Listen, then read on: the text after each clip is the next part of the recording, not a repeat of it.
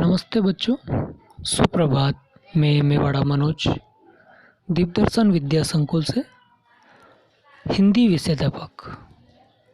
आज हम पढ़ेंगे हिंदी साहित्य कक्षा 4 समन्वय हिंदी पाठमाला। समन्वय हिंदी पाठमाला का पाठ 5 जीवनदायिनी नदियाँ। पाठ 5 जीवनदायिनी नदियाँ।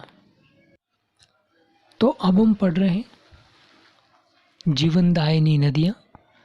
अब देखिए, जीवनदायिनी जो है वो दो शब्दों से मिलकर बना है, जीवन और दायिनी, अर्थात जीवन देने वाली नदियाँ।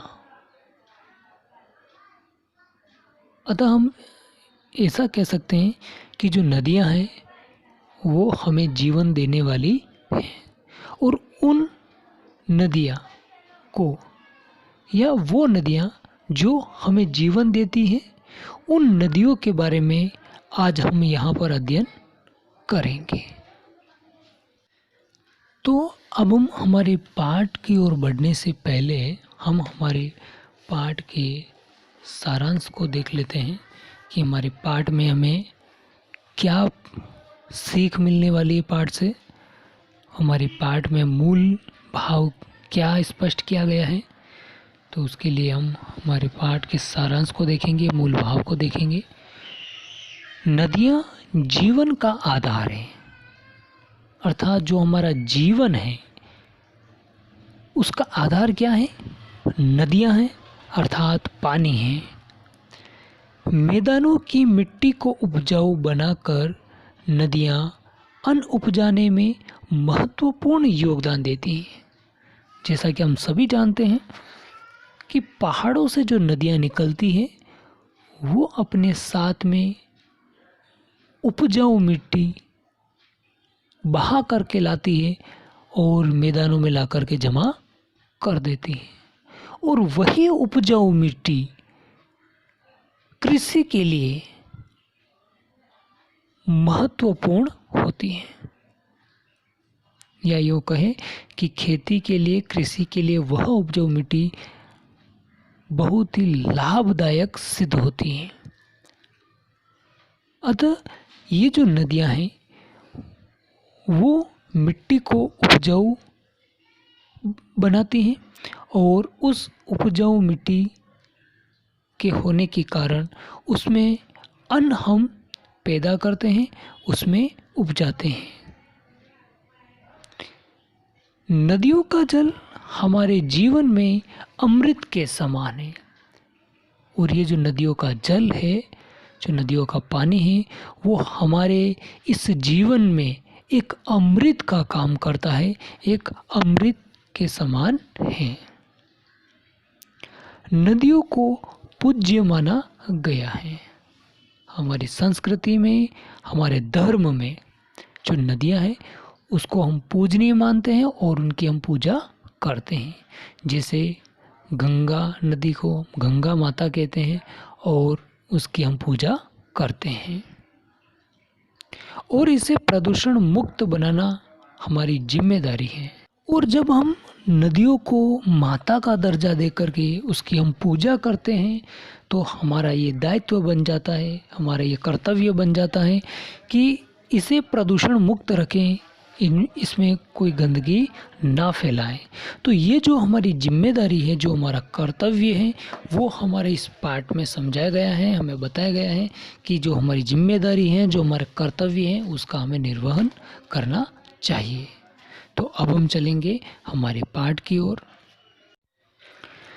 नदियों का हमारे जीवन में क्या स्थान है, यह जानने के लिए उनका महत्व जानना बहुत ही ज़्यादा आवश्यक है। यानी कि हमारे जीवन में इन नदियों का क्या महत्व है, क्या स्थान है। तो हमारे जीवन में नदियों का जो स्थान है उसके लिए, उसकी जानकारी के लिए हमें उसका जो महत्व है, नदियों का जो इम्पोर्टेंस है नदियों की, वो जानना बहुत ज़्यादा आवश्यक है, बहुत ज़्यादा ज़रूरी है। हमारे जीवन में बहुत से कार्य बिना जल के संभव नहीं है। यह योग है कि हमारे जीवन के जो महत्वपूर्ण कार्य है वो जल के बिना संभव नहीं है, अर्थात हमारा जीवन जो है वो जल के ऊपर निर्भर करता है। जैसे हमें जल चाहिए प्यास बुझाने के लिए, जैसे कि सबसे पहले जल पानी हमें कहाँ चाहिए? प्यास बुझाने के लिए। दूसरा, अन्न उगाने के लिए भी हमें चाहिए, यानी कि खेती बाड़ी करने के लिए भी हमें अन्न उगाने के लिए जल चाहिए, और पकाने के लिए भी, और भोजन पकाने के लिए, खाना पकाने के लिए भी हमें पानी चाहिए, जल चाहिए। स्नान एवं कपड़े धोने के लिए भी जल चाहिए, स्नान करने के लिए, कपड़े धोने के लिए पानी की आवश्यकता होती है। और सफाई के लिए तथा दैनिक कार्यों के लिए, यानी कि जो हमारे प्रतिदिन के जो कार्य हैं वो सारे के सारे प्रतिदिन के कार्य करने के लिए हमें पानी की, हमें जल की आवश्यकता होती है। इसके अलावा हजारों सालों से आज तक नदियों का प्रयोग यातायात के लिए किया जाता रहा है, अर्थात पुराने समय से लेकर के अब तक जो नदियां हैं उसके लिए हम परिवहन के रूप में, यातायात के रूप में भी हम प्रयोग करते हैं, अर्थात जल मार्ग से होकर के आने जाने का कार्य हम करते हैं। आज भी कनाडा के जंगलों में पेड़ों की काटी गई लकड़ियां नदियों में बहा दी जाती हैं और उन्हें नीचे नदी किनारे बसी फैक्ट्रियों के द्वारा जमा कर लिया जाता है। यानी कि पहले के समय में जो लकड़ियां काट करके नदी में डाली जाती थी और उसको नीचे वाले क्षेत्र में उसे इकट्ठी करके प्रयोग में लाई जाती थी, ठीक उसी प्रकार से अब भी कनाडा के जंगलों से पेड़ों की लकड़ियां काटी जाती है और नदियों में डाल दी जाती हैं और नीचे वाले क्षेत्र में उनको वापस इकट्ठी कर ली जाती है फैक्ट्रियों में।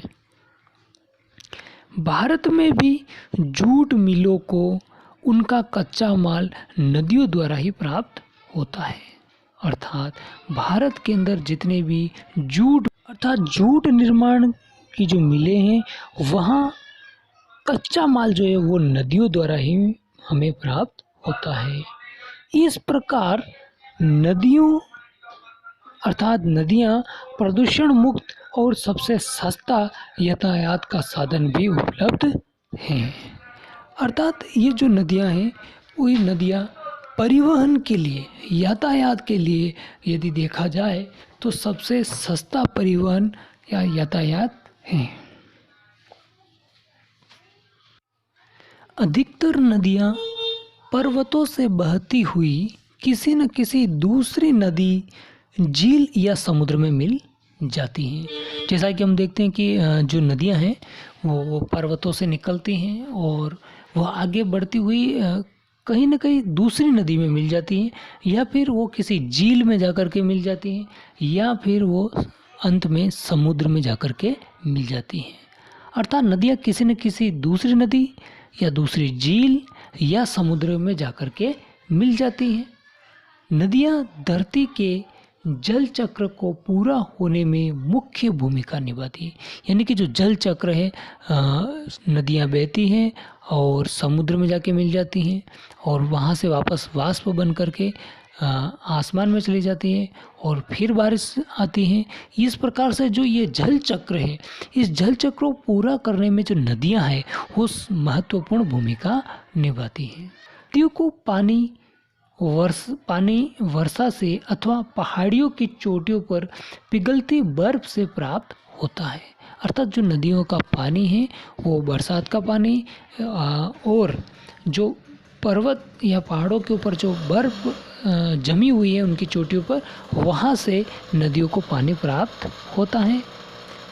जब नदियों की उत्पत्ति होती है तो वे पतली एवं उथली होती हैं, अर्थात जब जहाँ से नदियाँ उत्पन्न होती हैं या उत्पत्ति होती हैं वहाँ से वे पतली होती है और उथली होती है, अर्थात गहरी नहीं होती है, उथली होती है।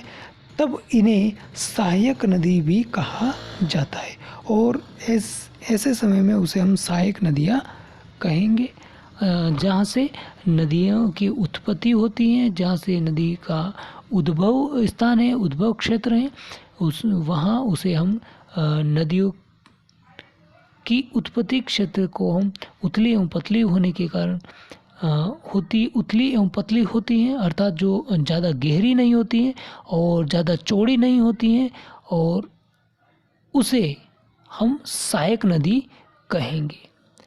क्योंकि सहायक नदी क्यों कहेंगे? क्योंकि वहाँ से वो नदी निकलती है, फिर आगे जा कर के वो किसी और नदी में जा कर के मिल जाती हैं। अतः इस वजह से हम उसे सहायक नदी की संज्ञा देते हैं। और अब हमारे पाठ का शेष भाग हम अगली वीडियो में पढ़ेंगे। तब तक के लिए धन्यवाद।